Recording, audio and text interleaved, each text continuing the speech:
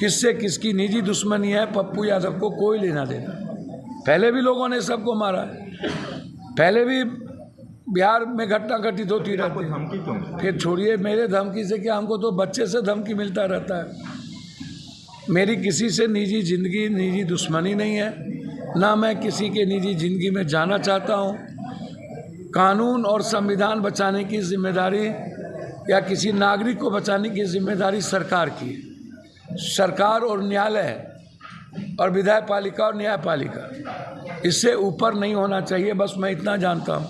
और मैंने एक ट्वीट की, कभी मलेशिया, कभी कनाडा, कभी दुनिया, कभी धारी, अभी सुबह सुबह आप फ़ोन करोगे, भैया कौन क्रिमिनल कहाँ है, कौन है अमन शाह, कौन है अंकित मलेशिया में बैठा हुआ, किसने तुमको कौन पैसा दे रहा है। भैया मेरी लाइफ बिल्कुल क्लियर है, मैं जनता के बीच रहता हूँ। मेरी जिम्मेदारी अभी लगातार 18 तारीख तक झारखंड है। झारखंड और महाराष्ट्र को सेव करने की ज़रूरत है डेमोक्रेसी के लिए।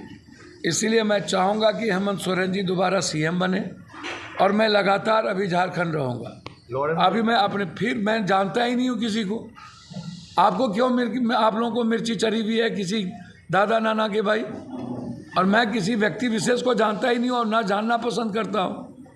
मैं आम जनता के बीच हूँ, कौन सी सुरक्षा है? कोई आएगा मार देगा, मर जाएंगे, क्या हो जाएगा भैया? मेरे मरने से मेरे देश मर जाएगा? क्या वो मेरे मरने से देश मर जाएगा? तो मार दो आकर के।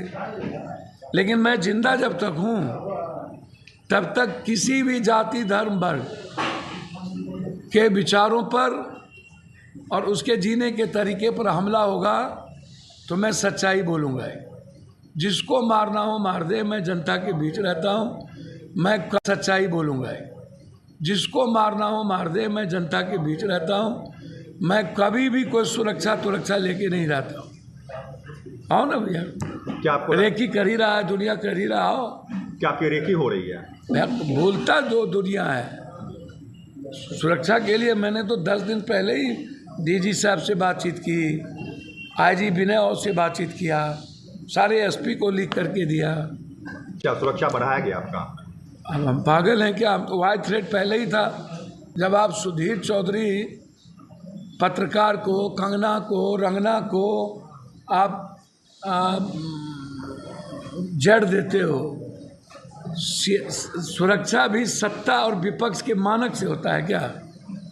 सत्ता, और यदि आप सत्ता के साथ खड़े हो और सत्ता के लिए जीते हो तो सुरक्षा, और यदि आप सच्चाई के लिए जीते हो और सच्चाई की बात करते हो तो नो सुरक्षा।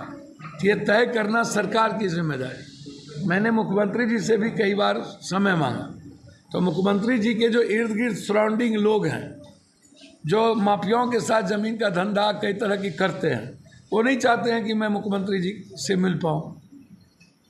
या मैं चीफ सेक्रेटरी दीपक बाबू से बातचीत की, वो कहते हैं मुख्यमंत्री जी से बात कर लीजिए।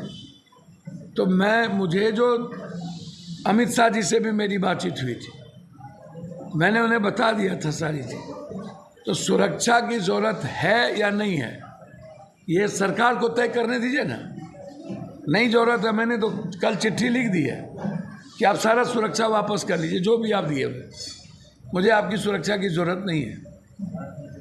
जनता के बीच में खुश हूँ और मैं आनंद में रहता हूँ। सुबह 7 बजे से काम करता हूँ। कोई सुपौल से है, कोई मधेपुरा से है, कोई कहीं से है, किसी का पैसा रख लिया, सब परेशान है। तो मैं उनकी परेशानी के लिए पैदा हुआ हूँ कि मैं अपने परेशानी को डालूँ। इसीलिए हमारी चिंता की ज़रूरत आप सबको नहीं है, मेरी चिंता जनता कर लेगी।